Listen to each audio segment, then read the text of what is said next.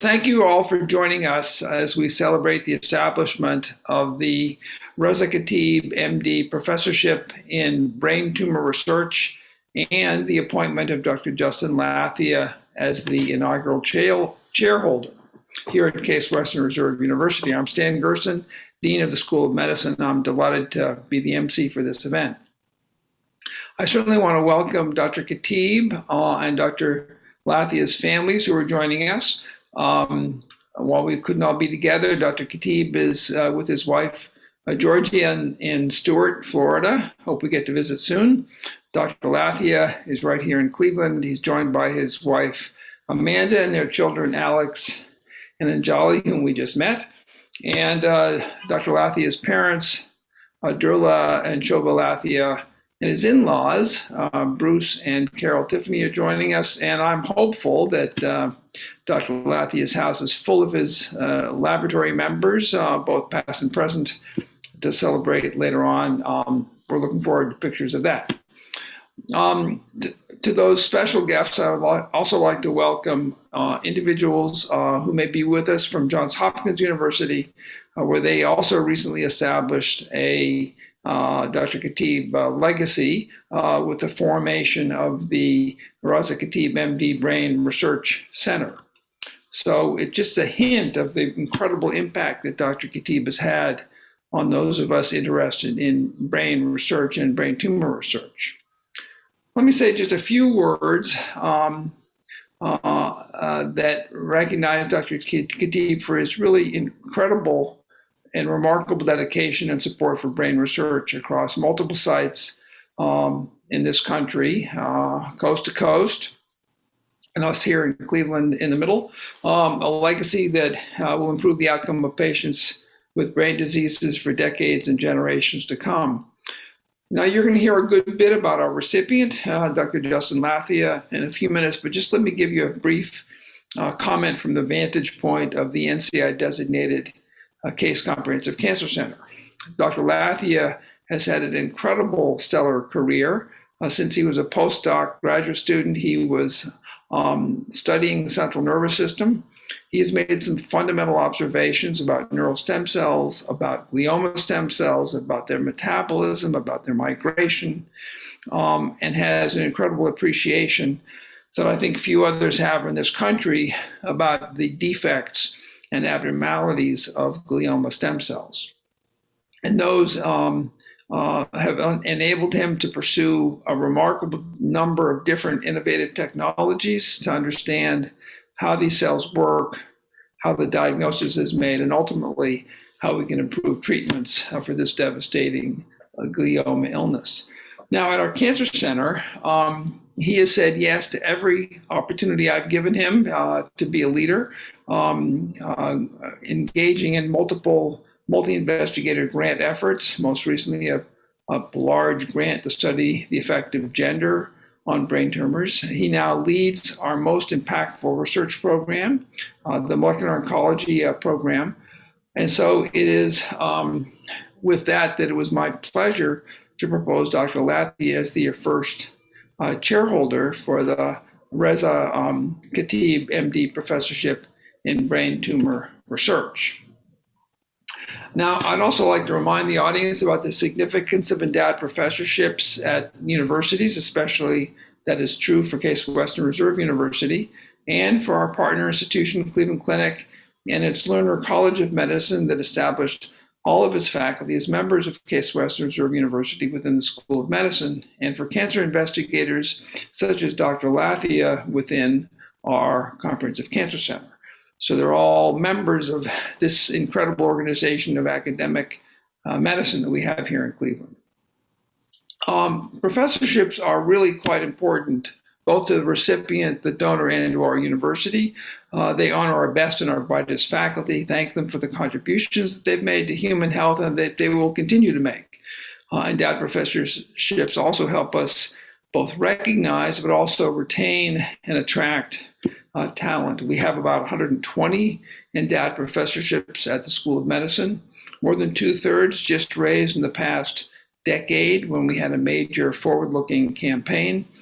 All of our endowed professorships recognize the incredible contributions of our incredibly generous donors that make these professorships able, and then I'm happy that we are able to bestow them on such remarkable people, such as Dr. Lathia. So now let me tell you just a little bit about Dr. Khatib, an internationally recognized neurosurgeon, a remarkable clinician and clinical investigator. He's made some breakthrough recognitions and discoveries in the diagnosis and treatment for brain tumors, for intracranial aneurysms, for skull-based tumor surgery methodology. From his first year as a neurosurgical resident in Brooklyn, New York, in the early 1960s, Dr. Khatib has spent his career battling glioblastoma multiforme and understands it in its depths. It's the issues and complexity that it brings to the patients. He also has established the first hospice in his home country of Iran. He's very proud of the initiation of that hospice, and we hope to bring colleagues here to further their own hospice understanding and activities. He served as the chief of neurosurgery at Brooklyn Cumberland Medical Center, New York, from 1965 to 1980. He served as the chief of neurosurgery at Catholic Medical Center in New Hampshire from 1980 to 2000. He was a professor at SUNY Downstate Medical Center during that period of time. And as we were chuckling at when we began the afternoon session, he established the Khatib Bridge and Education Center in Florida, which is now recognized worldwide if you're a good bridge player. Now, I first had the opportunity to meet Dr. Khatib in New York City, where we had an extensive conversation about his interests and his background. I learned a little bit about bridge and about the dedication that he has both to patient welfare and individuals with brain injuries and specifically brain tumors. And as a recognition of that insight and dedication to these series of difficult diseases that we honor Dr. Khatib this evening. And again, I want to thank him for his graciousness throughout all of our interactions. And I look forward to this professorship, which will honor his legacy in perpetuity. And before we move on, I think Dr. Khatib would like to make a few comments. Thank you, Dr. Garrison, for your introduction. Ladies and gentlemen, being a member and dedicated supporter of our great medical community has rarely brought me to the level of goodwill that I am experiencing today. I have derived a lifetime of satisfaction from my professional success as a medical practitioner and neurosurgeon. Through the years, I've been grateful that material success has enabled many years of my philanthropic work, both here in America and in my hometown in Mashhad, Iran. I know that we all share the goal of eradicating glioblastoma multiforme. This remains a pernicious malady that has equated to death sentence. As a neurosurgeon, it has been heartbreaking to endure the reality that I could not effectively change my patient's inevitable downward spiral. Let's put an end to this devastating prognosis. I congratulate Professor Justin Lathia for his appointment and his reputation as a remarkable scholar and scientist. I also offer my utmost support and best wishes as he assumes this case Western University MD professorship that will carry my name. My best wishes and thanks to Dr. Gerson and Dr. Henry Brim for their inspiration, kindness, and leadership. May Dr. Mathia's work lead to enlightenment and to effective treatment for those who suffer. I believe that a cure can and will be found. I have a vision, and I believe that I came to the right place to fulfill it. Thank you all for attending. God bless. Thank you. Thank you, Dr. Khatib. You have raised the bar considerably for the expectations we have on Dr. Lathia, and I'm sure he and those who follow will keep your name honored and keep that cure coming as fast as we possibly can. Those were insightful comments and very much appreciated. I believe that we were able to provide you a token of today, and you may or may not have it with you that you could show. If you do and you would like to, you may. Otherwise, I will move on. Dr. Khatib? Thank you. We'll move on. So thank you. So it is now my pleasure to introduce Dr. Serpil Erzurum, who will introduce our next set of speakers. Dr. Serpil Erzurum is the Chief Research and Academic Officer of Cleveland Clinic, so named in 2000, representing a further expansion of her considerable role as chair of the Lerner Research Institute, which she has held quite ably, I might add, since 2016.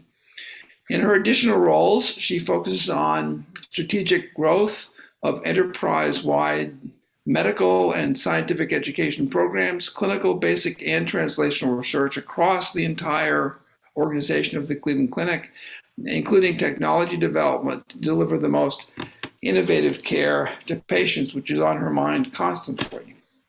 As a practicing pulmonologist and active scientist, she holds the Alfred Lerner Memorial Chair in Innovative Biomedical Research and is Professor of Medicine at the Cleveland Clinic Lerner College of Medicine of Case Western Reserve University. Her scientific contributions and leadership are huge in pulmonary research, having led to diagnostic and therapeutic advances, particularly looking at both asthma and the human physiologic adaptive response in high altitude hypoxia. She has received numerous high visibility research awards, including a Merit Award from the National Heart, Lung, and Blood Institute. She was elected to the National Academy of Medicine, the American Society for Clinical Investigation, and the Association of American Physicians, where she was elected and served as president from 2017 and 2018.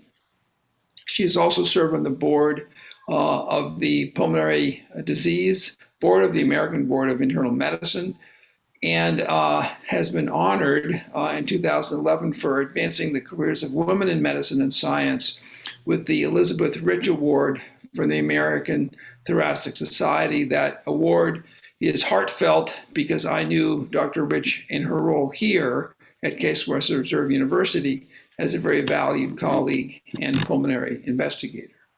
Dr. Erzurum, I look forward to your comments and then your introduction of Dr. Hazen. Thank you. Thank you so much, Dean Gerson. I thank you so much for that very kind introduction. And I am just so humbled to be here today.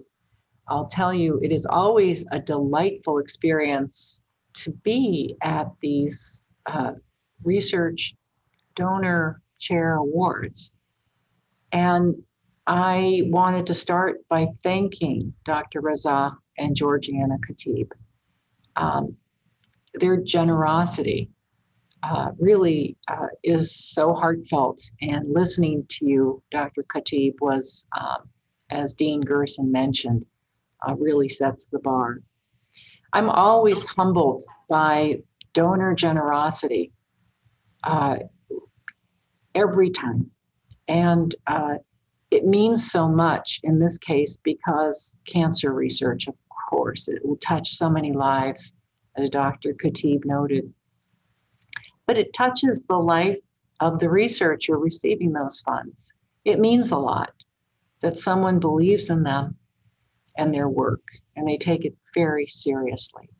Recognitions like these are so important to the groundbreaking work that catalyzes more great work. And Dr. Lathia is the right person to receive this award. And I wanted to just say a few things about Justin, and then Dr. Hazen, who I'll introduce in a moment, will say more.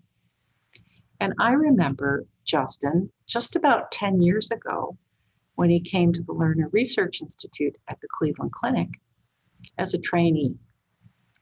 And I remember him well because he was so positive and full of energy and curious. And today he's internationally known for his work in glioblastoma. And in just those 10 years, he's distinguished himself as a leader at the Cleveland Clinic. And now, of course, he's receiving this very, very distinguished honor. So I do ask myself, when I see somebody like Justin rising, what was it that made him so special, that he achieved so much in a short period of time? And of course, he's bright and creative, so smart.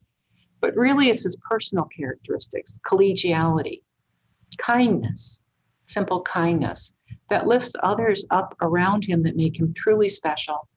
And I love working at the Cleveland Clinic because we have people like that here, scientists who hold those Cleveland Clinic values. So he's made tremendous discoveries. Stan will tell you a bit about that. I just want to say he cares about young trainees, remembering himself perhaps as a young trainee, and has done a lot for our trainees here at the Cleveland Clinic and at Case Western Reserve. So I'll congratulate Justin, and then I'll invite Dr. Hazen. But let me just say a few things about Stan. We're so lucky to have Stan Hazen at the Cleveland Clinic. He leads two important departments, one in the Heart Vascular Institute, and Stan is part of the reason I think we're still #1 in heart disease research, certainly. He's a prolific researcher in heart and vascular disease and trying to understand the microbiome, even in cancer. He is also the chair of one of the largest departments in the Research Institute at Cleveland Clinic, one of the largest and most productive departments. We're so proud of it, cardiovascular and metabolic sciences.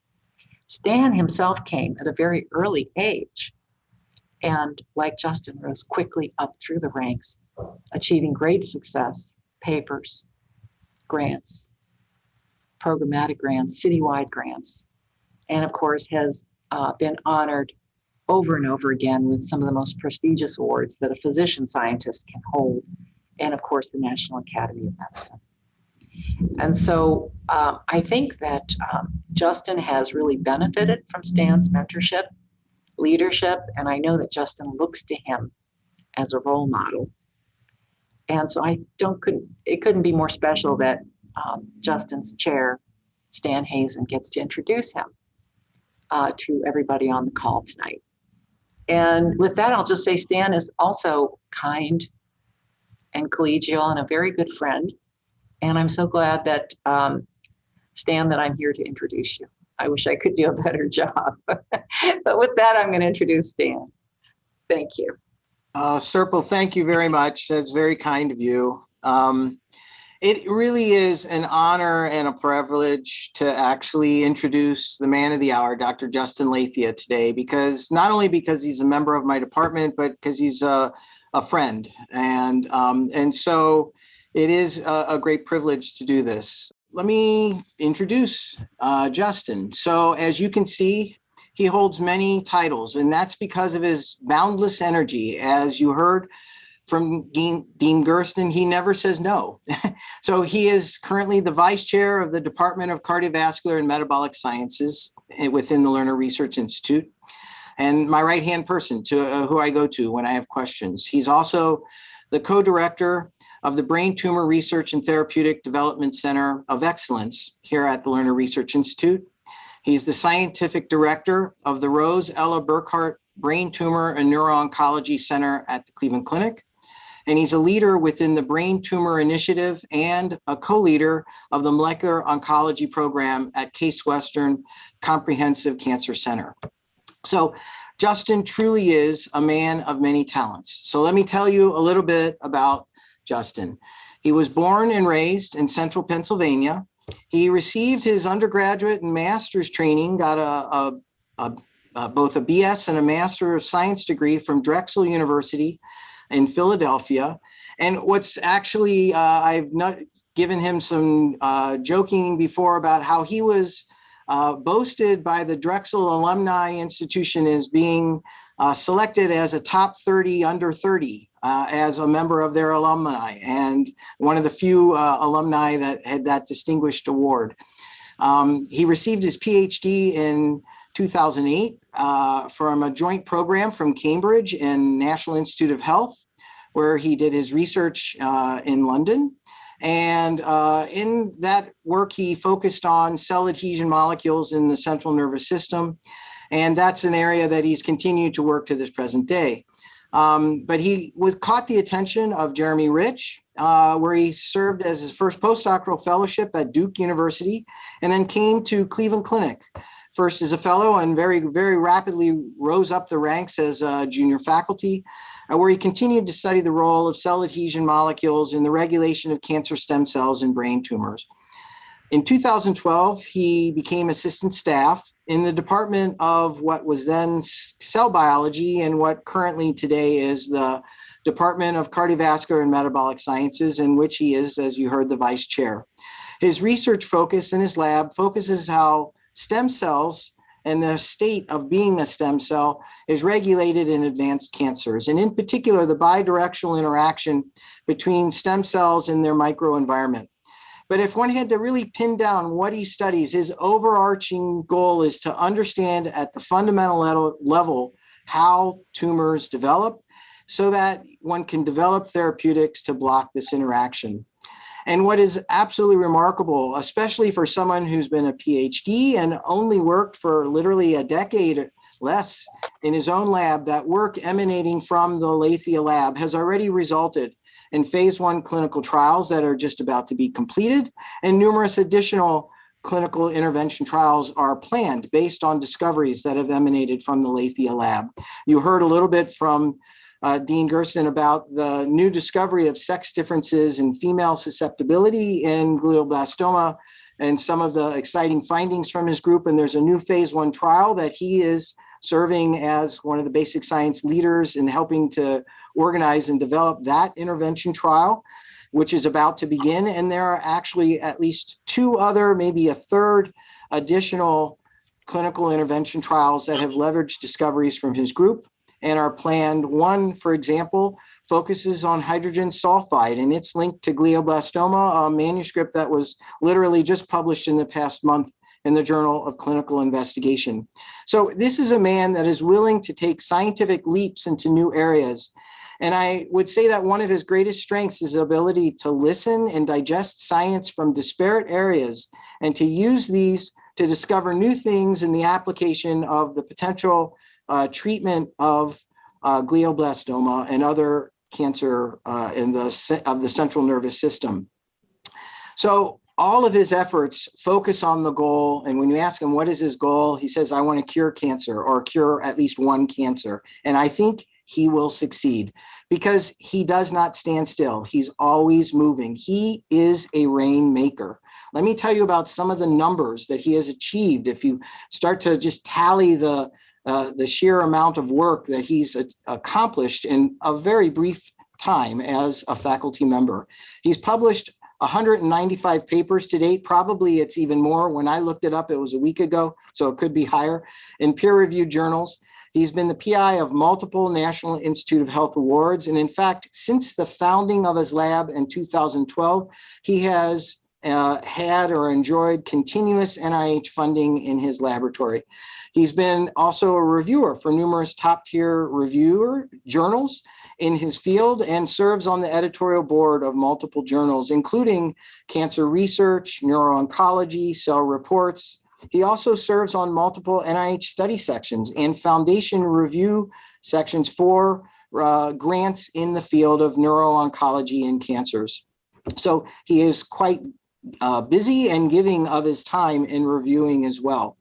But beyond the numbers, as you heard from Serpil, I think his greatest talent and asset is his personality. He is remarkably generous of his time.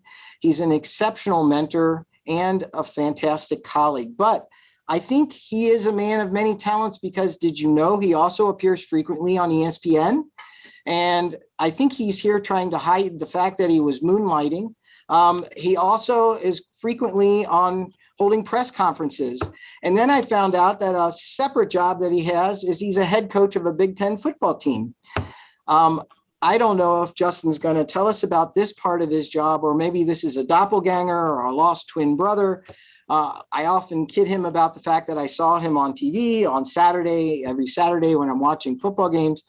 But the bottom line I really wanted to mention here, all kidding aside, is Justin's greatest strength, and you heard about it from Serpil Erzurum, is that he is a fantastic mentor and colleague.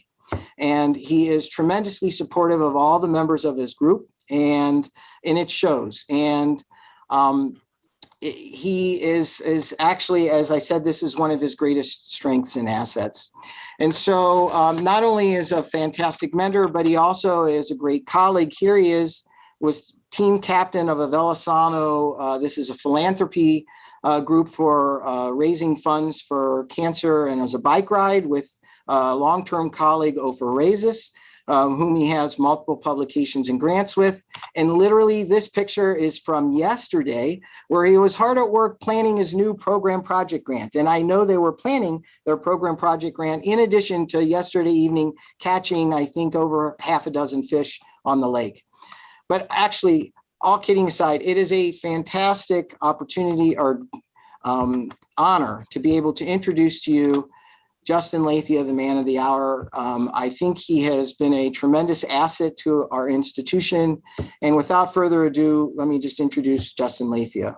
Thank you so much, Stan, for that kind and generous introduction. I wanted to first start by thanking Dr. Khatib for his vision and his belief in who we are as a group and actually our common goal. And I wanted to talk briefly about something we have in common, and that's our dear friend Andy Parsa, who passed away several years ago, was the chair of neurosurgery at Northwestern, who was actually someone I really looked up to. And I know Dr. Khatib had a strong relationship with not only Andy, but Andy's father. And, you know, it's within Andy's legacy that I think we really continue to strive every day. I also actually want to thank Dean Gerson, Dr. Erzurum, and Dr. Hazen, not only for their introduction, but for their leadership. You know, as I'm sort of wading into leadership myself, I realize that whenever anything goes wrong, it's always leadership's fault. But whenever something goes right, leadership is almost the last to be acknowledged. So thank you all for creating an environment that's really promoted success. So my goal right now is to tell you how we got to this point and really thank those along the way who have really helped. And I know I'm going to miss someone. I have 15 minutes to do this, so I sincerely apologize. But I wanted to tell you my story. So like Dr. Khatib, I'm from the family of immigrants. So we came from India and really the city of Mumbai, but we're originally from just north of there, a place called Gujarat. And our last name, Lathia, is actually from this town, Lathia. So that's who we are. And I was lucky enough that my father, pictured here, graduated engineering school from the University of Mumbai and emigrated to the US and actually studied engineering at the University of South Carolina in Columbia, South Carolina. So he came in 68. And in 72, my mother came. And actually, if you meet them, they both look exactly the same as they do in these photos. And my mom's flanked by her soon-to-be father-in-law and relatives, including her own father. And they got married in 1972. And then they essentially moved to Harrisburg, where one of my dad's claim to fame was actually to open the first Indian grocery store. So not only was he an engineer during the day, he actually opened the first Indian grocery store in central Pennsylvania. I was born in 1980. You can see there, same haircut as today, obviously. And, we have remained very strong in terms of our ties to India. So there's a photo with my maternal grandfather, who actually genetically endowed me with the hair I have today, and one of my cousins and my younger sister in Mumbai. So shortly after being born, we moved into Lancaster County, a town called Elizabethtown, which is a very small town. When I was there, it had a couple traffic lights, had about 8,000 people. It's since exponentially expanded. I think there's now 20,000 people. And, there I sort of grew up, and, again, both my sister and I. And, I think one of the things that really sort of struck me growing up is I was really into tennis, and that'll come back in a second. And I really felt like tennis provided a lot of structure and really kind of my first glimpse in how I view life and how I view science, and that is of a team. And through my journey, I was also able to meet this gentleman, Mr. Urich. So Mr. Urich was my biology teacher and later my biochemistry and anatomy teacher. And we actually kept in touch, and I was able to pay it forward. So this is his daughter, Jenny, who's actually undergraduate at Case Western and is now a current medical student at Temple University. So, with tennis on my mind and the thought of my dad being an engineer and my love for biology, or I guess my curiosity, I was thinking about where to go to undergraduate. And obviously Stan mentioned I ended up at Drexel. And a lot of that was because of my dad, who really said he thought that this was the best place for me. So there I am in 2003 graduating. There we are again. And at Drexel, I was really, really lucky to engage with some incredible mentors and some exceptional faculty. And this was really the first group of people who really believed in me. And we always remember that first group of people. So for me, it was these two women. It was Maggie Wheatley to the left and Banu Honoral to the right. So I was a master's student in Maggie's lab, and Banu was then our dean of the school. And really, it was there that I really fell in love with research. I joined Drexel thinking I would do a BS/MS in biomedical engineering. I'd get a job in the pharmaceutical industry and sort of live an easy life. But once I caught the research bug, that was it. And, one of the things Drexel's rebranded itself, and I really think it embraces who I am, is this idea that ambition can't wait. So, and while I was there, this is a little known fact. I was 3 credits short of getting a minor in philosophy. So I always thought about, how do we put together thoughts? And this quote struck me for a couple reasons. One is it's actually from Henry David Thoreau, who many know from his work with Walden, but he was a transcendentalist, and transcendentalists actually blended Indian philosophy with American philosophy. So for me, I really sort of embraced that. So you can read the quote.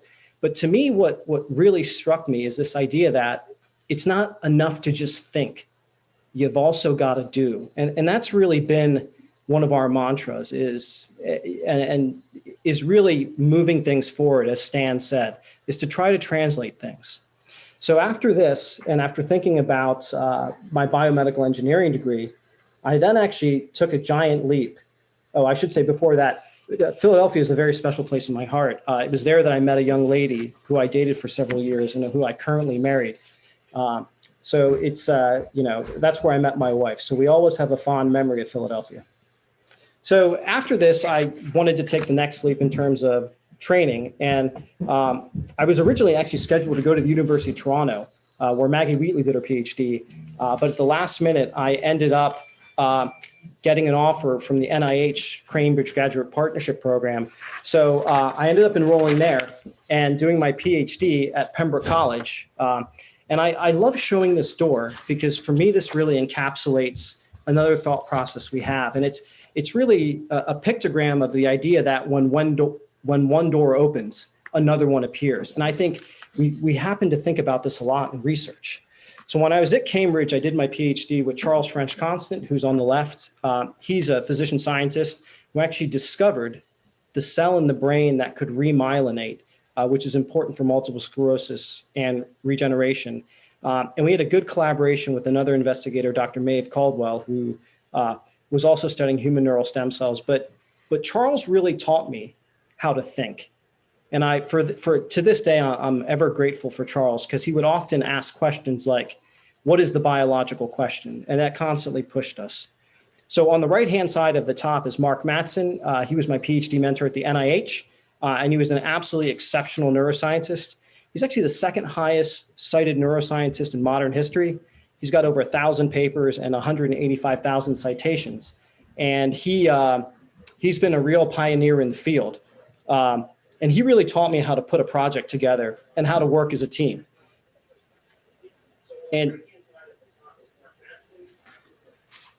the reality is, as part of a team, I was lucky enough to get great mentorship from folks like Eitan, who's now running a lab in Israel, and Gary, who's now running a lab in Australia. And through this process, I was able to make lifelong friends. And then upon graduation, it was really time to come back. So at this point in my career, I was really comfortable with stem cell biology, but I had a yearning to really make it more applied. So I came back to the US and I met Jeremy Rich at a Keystone conference, I think in 2007. And it was very clear to me that he was the right mentor for me. He was very dynamic, really at the cutting edge of trying to understand how cancer stem cells actually drive tumors. So I joined Jeremy's lab in June of 2008. And in July of 2008, he said, we're moving to the Cleveland Clinic. So I moved with him in at the end of 2008. And, the question is, why the Cleveland Clinic? I never actually asked Jeremy why, but being here long enough, I've realized that there's something special about this place. I think it really puts us in a position to make a major impact in human health. And we often say we want to go bench to bedside, but I think at a place like the Cleveland Clinic, it's certainly possible. And just the environment within Cleveland and the Case Comprehensive Cancer Center really allows us to do that. So as Stan said, I started my group in 2009, and 2012, and we've been sort of moving ever since. So what do? I want to be very brief here and talk a little bit about the tumor. You've heard about it a lot. It's called glioblastoma. I put the median survival up there. It honestly hasn't changed much in 30 years, maybe even back when Dr. Khatib was operating and trying to save the lives of patients. And one of the startling facts that hits me is today, for example, in the US, 181 people will be diagnosed with a brain tumor. And of this, 55 actually have a really poor prognosis. And we continue to struggle. And this is just a diagram showing you all of the sort of most malignant tumors, and it's a survival graph. And what you can see on the bottom is glioblastoma remains the most lethal. And really, this was our standard of care. And I want you to note that it was established in 2005. So we really haven't changed much in 2005. So again, with the fact that ambition can't wait coming from Drexel, and I think multiple people have already said this, but one of my goals is honestly to make a serious dent in this disease. As Dr. Khatib and Dr. Hazen said, maybe there's a cure out there. Being an engineer and being a little bit pragmatic, our goal is really to see if we can triple this. Can we get people living longer, healthier lives and really give them more time with their families? So how do we do this? So we're asking a series of questions. So the first in our lab is, why are these tumors so refractory? What drives them? And how do they arise? And again, we look at this both from the cells of the tumor themselves, as well as how they interact with the microenvironment. And what you're seeing now on your bottom left is sort of a diagram of some of the projects in the lab. And we published this in 2015, really with the cancer stem cell at the center. And I think we're really at the tip of the iceberg, because what we're now finding is that these cells actually drive a lot of programs and really control things we didn't have an idea of our wildest imagination. So, how do we tackle these problems? I will tell you that running a lab has been nothing short of interesting. It's an interesting career in that by the time you get to the point where you're entrusted to run a lab, you have a set of skills, and then you jump into a new role and you have absolutely no way, you have no training really. So, I went back to my roots thinking about, engineering, working in teams, the whole sports thing. And, I thought, how do we run the lab? So this is a photo or a drawing that one of our research associates, Dan Silver, took. I hope you can see it. It says "Work faster, Dan." So, he had an idea to sort of maybe be a little bit more belligerent. But as Stan Hazen told you, have a close resemblance to a football coach. So we've really tried to run the run the lab in the way of a team. So, we celebrate successes. So just like the University of Miami that has a turnover chain, we have something called a success chain. And, I bought this on Amazon a couple of years ago, and I didn't tell my wife what I was doing. And I got this photo texted to me. So you can see that she's clearly not amused. But over the last couple of years, this is just a subset of the people who have really made things happen. And I really have to thank them. And I'm going to thank them multiple times. I mean, one is to really their patience with me. I may be too much of a football coach at times, saying crazy things like ambition knows no obstacles. Every morning when you wake up, are you going to be good or are you going to be great? But we have a common goal to change the conversation around glioblastoma. So really, here's our team, and I took a little bit of liberty in terms of sort of where they're at geographically, but you can see that we either were born or lived in 10 separate states, and we come from 14 separate countries. And I'm really hoping to recruit 2 more people, one from Australia and one from Antarctica. And then we've got all 7 continents represented. So I want to take a really quick minute to tell you about some of the things that over the last couple of years, I'm really proud of as a group. So the first is our first paper, which was in 2014 by a gentleman, James Hale, who's a postdoc in the lab, who actually now works at the Comprehensive Cancer Center. And he was the first to realize that cancer stem cells can actually scavenge their environment to drive their growth. And since then, this has been a molecular target that's been looked at. And then in 2019, in collaboration with our colleague, Tom McIntyre, who's in our department, we actually further found with Jim's guidance that cancer stem cells can directly modify their microenvironments. And just recently, Dan Silver, pictured below with the success chain, was really able to show actually, and Stan mentioned this earlier, that hydrogen sulfide actually serves as a tumor suppressor. And this was in collaboration with Chris Hine, who you can see above, and also really with Mark Brown, who may or may not have been out with me fishing earlier this week. So the other area we've been working a lot on is how do cells communicate? What's the language of communication? How do they talk to one another? So it turns out that the proteins at cell junctions have originally been thought to be tumor suppressors. And in 2015, Masahiro Hitomi, shown above, after banging his head against the wall enough times, actually figured out that this wasn't the case. So in collaboration with Mei-Zhang Li, they provided one of the first demonstrations that cancer stem cells utilize direct cell-cell communication. And later on, a project currently led by Aaron Mulkerns-Hubert is actually trying to drug this and really take this to the next level. So another area we've been working on is this idea of how do cancer stem cells interact with the immune system. So this was really jump-started by Balint Otvos, shown above, and carried on by folks like Tyler Albin, among others, where they were able to show that cancer stem cells directly interact with the immune system and really modulate a special immune cell type. And this was really our first foray into clinical translational research in a way, because these projects were co-led by Mike Vogelbaum, who's a neurosurgeon himself and a physician scientist. And with Mike's guidance, we were actually able to spin out our first phase 0, phase 1 clinical trial. And that's really set the foundation for the idea that we may actually be able to change the immune microenvironment in brain tumors. And in 2017, Alvaro Alvarado published a beautiful paper as part of his PhD thesis, where actually showed that cancer stem cells can't react to immune signaling. So another area, and Stan Hazen mentioned this earlier, is we become very interested in this idea of what's the difference between a male and a female tumor. We keep talking about opportunities to treat patients and this idea of precision medicine. But really, one of the things that we continue to miss is it's a one size fits all. We treat males and females the same way. When I told you that there were differences in the genetics, epigenetics, the immune response. So this is work that was carried on by Samia Turaga, as well as currently by Defna Bayak, and in collaboration with Manmeet Ahluwalia, one of our neuro-oncologists who's now in Miami. It's really spun out a clinical trial. And this was really the foundation for this NIH program project that Stan mentioned earlier. And I'm showing you colleagues here, including Jill Barnholt-Sloan on the left, Jim Connor in the middle, and Josh Rubin on the right. And again, the rest of the team is listed below. And this has been an amazing opportunity to really look at this disease a slightly different way.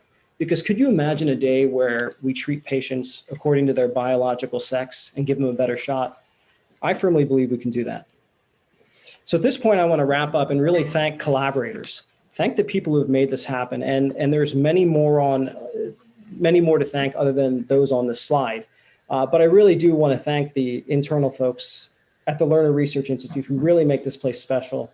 Sorpal mentioned it earlier, but when you're surrounded by very positive, very giving people, it makes coming to work every day a joy. And I want to thank the external collaborators we have. Again, I want to thank our program project team. I want to thank our clinical colleagues who have really made this happen. And these include Mike Vogelbaum and Manmeet Ahluwalia. I wanted to give a special shout out to Craig Horbinski, who's a neuropathologist at Northwestern we work with. I've been lucky enough to have him as a collaborator and a colleague. I've been even more lucky to have him as a friend, and he continues to provide a lot of insight. I also wanted to thank Mark Brown, who outside of having the same haircut as me, we were the only two assistant professors in the department. And it's been great to grow with Mark and continue to collaborate and really go into areas, as Stan Hazen said, that are completely unknown to honestly both of us. So I'm hoping with his intuition and collaboration, we can continue to make a dent. And I'd be remiss if I didn't thank my friend and colleague, Ofer Reises, who actually got me into cycling years and years ago and convinced me to ride from Cleveland to Cincinnati in 4 days. He said it was easy. But with Ofer's help, we've been able to take the lessons in brain tumors and apply them to breast cancer and ovarian cancer, and really see some really promising results. And finally, I want to round out and thank the Center of Excellence. This has been a great group of people who really helped galvanize the brain tumor effort here at the Cleveland Clinic, especially Dr. Jean Barnett, who's the head of the Brain Tumor Center, David Peerboom, who's a neuro-oncologist we consistently work with for clinical trials, and then our brain tumor bank. I want to thank the lab members. I could spend easily an hour doing this, but I can think one of the biggest joys I have in running a lab is to see everyone here succeed.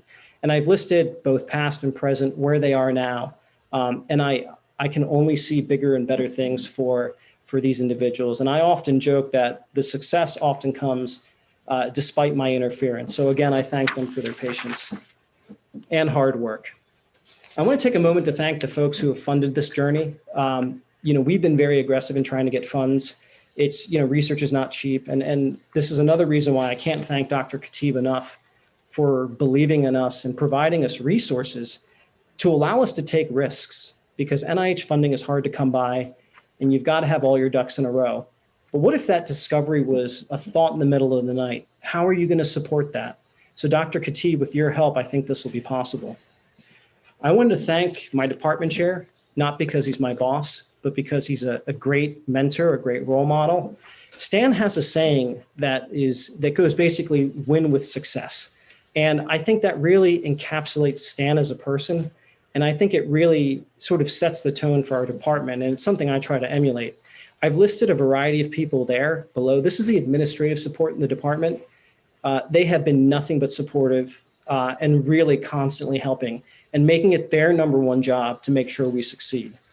I also wanted to thank a couple organizations. It may seem a bit odd, but in terms of the brain tumor field, we've got great connections with advocacy groups. So I want to thank the American Brain Tumor Association. This was actually the first postdoctoral fellowship I was ever awarded. And we have a continued collaboration with them. This is a photo from the Alumni Research Network meeting that's been going on for several years. And this is really a group of peers that I frankly have grown up with and continue to look towards for ideas, support, and collaboration. I wanted to thank the Sontag Foundation as well. So Rick Sontag's wife was diagnosed with a brain tumor, and Rick made it his personal mission to make a dent in this disease. And he's funded junior investigators for almost a decade now, maybe more actually. And through the Sontag Foundation, I found a lot of great colleagues and a lot of great collaborators and mentors. I also wanted to thank a Cleveland Clinic movement. It's not a charity. It's not a fundraiser. It's a movement, and that's Velisano. So Velisano is a bike event that really puts us in a position internally to succeed by raising key funds. So this is my last slide. I wanted to thank my team. So I first want to thank my wife, pictured here. Gosh, we met in 2000. So, we've been together since, and, it's been a real great journey. I can't thank her enough for her support and her willingness to listen. She's actually a very successful geriatrician herself. So it's, every once in a while good to bounce some ideas off her. I wanted to thank my kids. They're a constant source of inspiration. They've provided Amanda and I, really, I think the best job we could have, one of our most important jobs. I wanted to thank my family, my nuclear family, I guess, my parents, my sister, for all their love and support over the years, and a really willingness to sort of listen. I want to thank my in-laws as well, who really took a risk on Amanda and I and moved to Cleveland when we first had kids and have been instrumental in really helping us. I also want to thank my extended family shown here, again, for their continued love and support, and really the friends I've made in this journey, and I've pictured some below. So with that, I want to thank Dr. Khatib again. I truly appreciate the generosity in the belief in our common mission that someday this won't be a death sentence. Thank you, Justin. That was a remarkable tour de force, and I hate to tell you, but we were expecting none less than that, and I greatly appreciate it. I hope Dr. Khatib is overwhelmed with the accomplishments of the designated professor that you've now endowed. They truly are remarkable. And also, I want to thank Dr. Razuram and Dr. Hazen for recognizing Justin's incredible talent, making him happy and feel at home every day within his research group and the department and the Learner Research Institute at the Cleveland Clinic. So now's the fun part. We actually do have a chair that goes along with the endowed chair. It is nothing's better than to realize that a chair has been designated just for you, Justin. And we'd love you to be able to have a seat so we can capture a picture of you if we can do that. And again, just let me present Dr. Justin Lathia as the Reza Khatib, MD, Professor of Brain Tumor Research at Case Western Reserve University and at the Cleveland Clinic and the Lerner College of Medicine. Congratulations to both of you. You look great. I wish we were all together so we could have a wonderful time informally after this event. I also want to thank everyone else who's joined us this afternoon, including folks from the Cleveland Clinic and from Johns Hopkins, where Dr. Khatib has made yet another endowment in the support of brain research. So again, congratulations to the families, friends that have joined us this evening, and I thank you all.